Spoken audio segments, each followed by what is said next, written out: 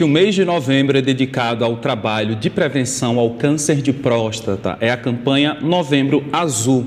A prevenção por meio de exames periódicos segue sendo a melhor maneira de combate a essa doença que muitas vezes é silenciosa e que pode afetar até 71 mil homens somente neste ano. Para falar mais sobre o assunto, a gente convida a médica urologista Carla Avelino. Bom dia, doutora, tudo bem? Bem-vinda ao Bom Dia RN. Bom dia, muito obrigada pelo convite para falar desse tema tão importante para a saúde masculina, o câncer de próstata. Bom dia, bem-vinda. Bem-vinda, né? Como a gente falou, é uma doença que acomete muitos homens e muitas vezes é uma doença silenciosa, né? Mas como que os homens podem prestar mais atenção ao câncer de próstata? Como eu sempre falo, o câncer de próstata não dá sintomas. Então, a prevenção ela é super importante justamente porque faz com que o homem procure, independente de ter sintomas ou não. E como é que deve ser feita essa prevenção? Uma visita constante ao urologista? O que é que a senhora recomenda? A recomendação é que a partir dos 40 anos o homem procure rotineiramente o urologista para acompanhamento. E a partir de então a gente vai acompanhar a saúde masculina, não só a questão da próstata, ver o homem como um todo. E os exames periódicos a partir dos 40 anos. Mas a urologia está numa campanha de trazer o homem mais cedo para o médico, porque o homem precisa se cuidar. Não existe somente a próstata, ele precisa cuidar como um todo e participar da sua história. Então, a gente está numa campanha de trazer o homem para o urologista desde a sua adolescência. Hoje a senhora percebe uma adesão maior dos homens, pelo menos no Novembro Azul, porque a gente observa, por exemplo, né, no Outubro Rosa, que vivemos há pouco, aquela adesão das mulheres, várias ações. A senhora percebe já algo parecido em relação aos homens, que representam um público que acaba deixando a saúde de lado quando a gente compara com vocês mulheres? Eu percebo, realmente, nos últimos anos, após o início da campanha, que a campanha começou em 2011, os homens eles passaram a se cuidar mais, eles passaram a se olhar melhor. Então, realmente, essa campanha é super importante, não só pelo mês de novembro, o homem precisa se cuidar o ano inteiro, mas a questão da conscientização. E a televisão é super importante nisso, de passar informação, porque de repente está o homem lá sentadinho assistindo televisão e diz, faz 2 anos que eu não vou ao médico. Então, é importante, essas campanhas são importantes e realmente ajudam na conscientização masculina. Nós já estamos recebendo aqui algumas perguntas dos nossos telespectadores e alguns relatam alguns sintomas, como, por exemplo, alterações na urina, dores, né, em determinado local. Existem alguns sintomas específicos para o câncer de próstata?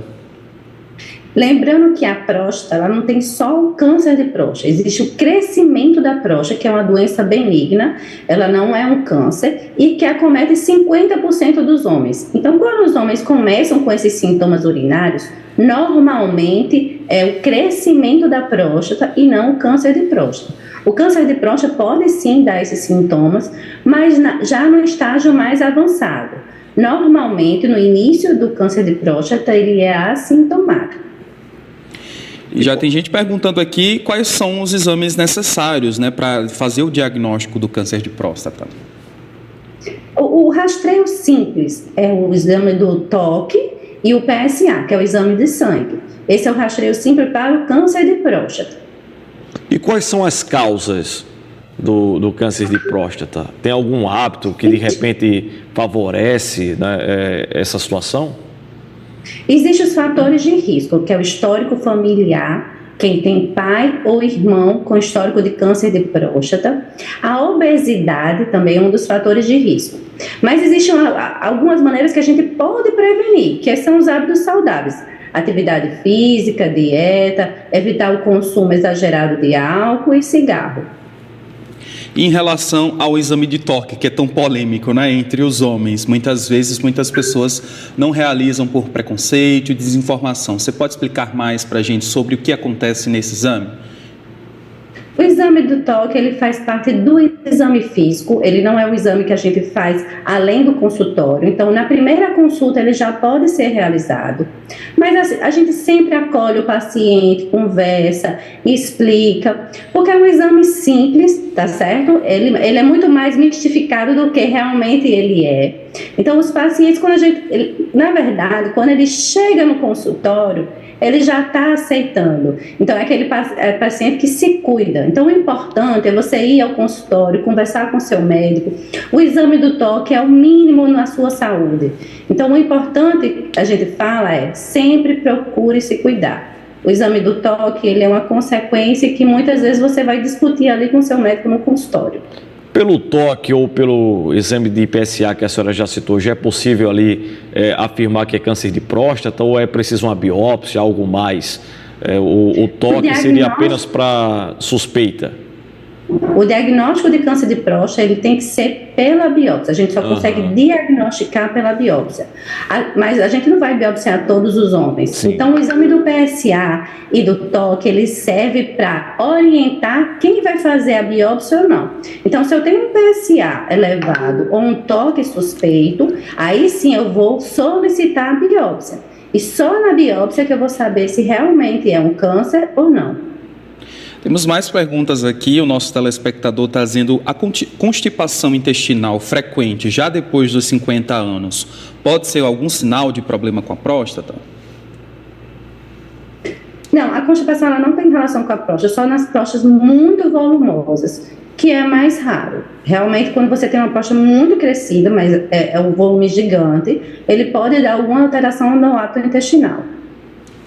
Temos mais perguntas. Essa é até curiosa, pode ser um mito.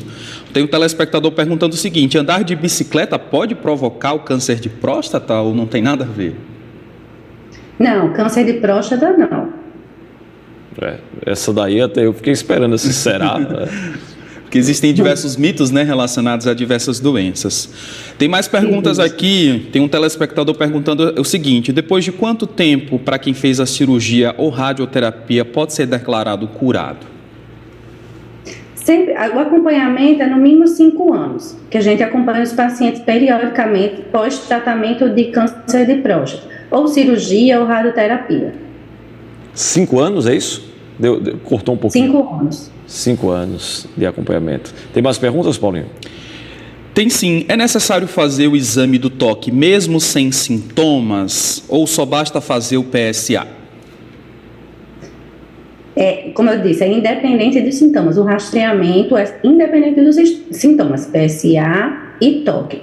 O toque, ele aumenta a sensibilidade em até 20% dos casos. Por quê? Porque existe 20% dos casos de câncer que o PSA é normal. Então, por isso que o toque ainda é necessário. A gente ainda não evoluiu o suficiente para tirar o toque do rastreamento.